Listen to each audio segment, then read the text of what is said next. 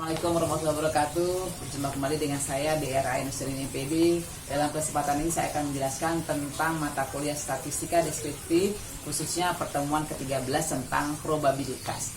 Di antaranya adalah pengertian probabilitas, kemudian rumus-rumus probabilitas, kemudian juga ruang sampel, dan juga aplikasi probabilitas dalam kehidupan sehari-hari. Selamat menyaksikan. Terima kasih. Untuk materi pertemuan ke-13 mengenai probabilitas, yang mana di sini merupakan materi peluang, yang mana untuk pengertian probabilitas adalah harga perbandingan jumlah kejadian A yang mungkin dapat terjadi terhadap N jumlah keseluruhan kejadian yang mungkin terjadi dalam sebuah peristiwa. Adapun rumus peluang PA sama dengan NA per NN, yang mana PA-nya adalah peluang suatu kejadian dan NA-nya adalah peluang kejadian A dan NN besarnya adalah peluang seluruh kejadian. Contohnya, berapakah peluang munculnya angka ganjil pada pelemparan sebuah dadu? Nah, di sini jelas bahwa dadu itu mempunyai ruang sampel 1, 2, 3, 4, 5, 6.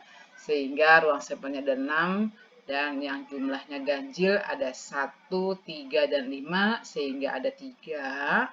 Maka peluang munculnya ganjil adalah 3/6 atau 1/2. Oke, untuk kejadian yang lainnya, kaidah penjumlahan, bila A dan B adalah dua kejadian sembarang, maka PA atau B sama dengan PA ditambah PB dikurangin PA iris B. Contohnya adalah di sini dikatakan bahwa peluang seorang mahasiswa lulus statistik adalah 2/3 dan peluang lulus matematika adalah 4/9. Peluang sekurang-kurangnya lulus salah satu pelajaran tersebut adalah 4/5. Berapakah peluang lulus kedua pelajaran tersebut? Nah, di sini jelas akan ada proses kejadian dua kejadian sembarang yang mana dia PA gabung B. Sehingga di sini untuk PS gabung M, maka dia menjadi PS plus PM dikurangi PS iris M. Sehingga hasilnya adalah 2/3 ditambah 4/9 min 4/5, maka hasilnya 14/45. Nah, untuk kejadian yang lainnya adalah kejadian terpisah, yang mana di sini PA gabung B sama dengan PA plus PB saja karena kejadiannya tidak saling terjadi bersamaan. Nah, untuk kejadian A dengan kejadian B ini tidak saling berhubungan. Contohnya adalah pada pelemparan sebuah dadu, yang A adalah kejadian munculnya jumlah angka 7 dan B adalah kejadian munculnya angka 11. Kejadian A dan B saling terpisah karena tidak mungkin terjadi bersamaan. Nah, pertanyaannya berapakah peluang jumlah 7 atau jumlah 11? Nah, sehingga jelas tidak ada hubungan antara peluang jumlah 7 dengan jumlah 11, sehingga menggunakan rumus kejadian terpisah, yang mana P gabung B sama PA gabung B sama dengan PA ditambah PB, maka hasilnya 1/6 tambah 1/18, hasilnya 2/9.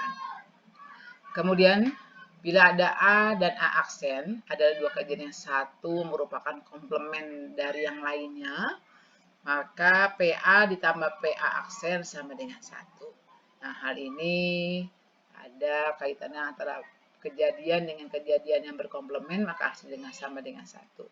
Sebagai contoh, peluang tidak munculnya angka 3 pada pelemparan sebuah dadu adalah tidak munculnya angka 3. Nah, berarti peluang muncul angka 3 berapa?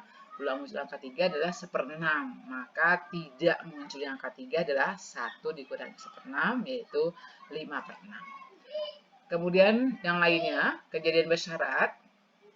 Kejadian bersyarat ini adalah peluang terjadi kejadian B bila diketahui suatu kejadian A telah terjadi.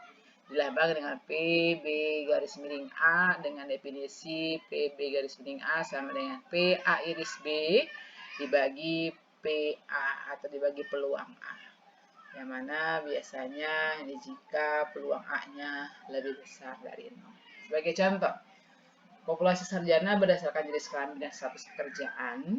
Ini ada tabel seperti ini, laki-laki bekerja 300, menganggur 50.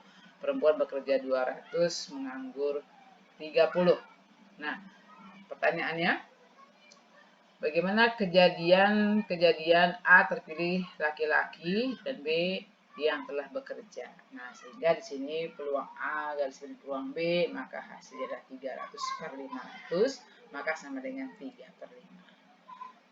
Selanjutnya adalah kejadian yang bebas, mana peluang bersyarat untuk kejadian bebas, jadi kejadian yang satu tidak berhubungan dengan kejadian lainnya. Maka dia PB garis miring A sama dengan PB atau PA garis miring B sama dengan PA. Contohnya percobaan pengambilan kartu berturut-turut dengan pengambilan yang A adalah kartu pertama as, kemudian B kartu kedua skop. Nah, karena kartu pertama kemudian dikembalikan, maka ruang contoh pengembalian pertama dan kedua tetap sama, yaitu 52 kartu yang punya 4 as dan 13 skop. Jawabannya sehingga PB garis miring A sama dengan 13/52 seperempat atau 13/52 sama seperempat, sehingga kejadiannya yang saling bebas.